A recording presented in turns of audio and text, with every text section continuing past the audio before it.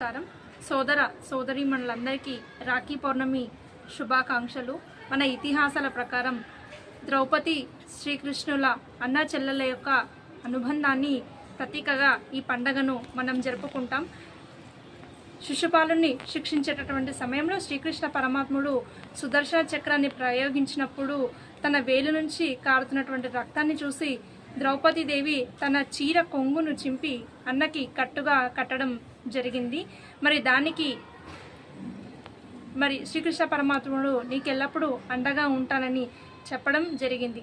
మరి అలాగే దుశ్శాసనుని యొక్క దురాఘాతం నుంచి శ్రీకృష్ణ పరమాత్ముడు ద్రౌపదీదేవిని కాపాడడం జరిగింది.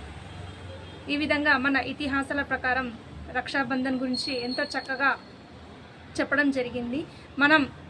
మన ఇళ్లలో పండగ జరుపుకునేటప్పుడు అన్నకు కానీ తమ్ముడికి కానీ రాఖీ కట్టేటప్పుడు నువ్వు నాకు రక్ష, నేను నీకు రక్ష, మన ఇద్దరం కలిసి దేశానికి రక్ష అనేటటువంటి మాటలు మనమందరం కూడా చెప్పుకుంటాం.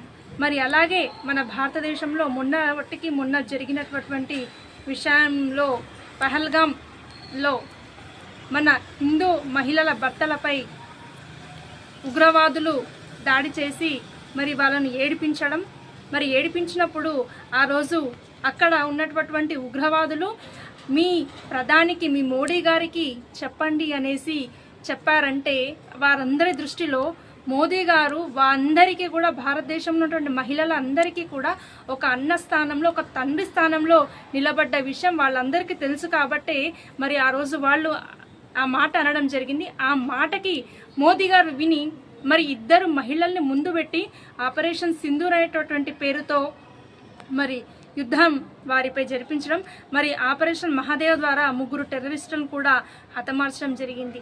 ఈ విధంగా దేశ ప్రధాని గారు మహిళలకి ఎటువంటి ఆటంకం కలగకుండా మహిళలకి గొప్ప స్థానాన్ని ఇస్తున్నటువంటిది నరేంద్ర మోదీ.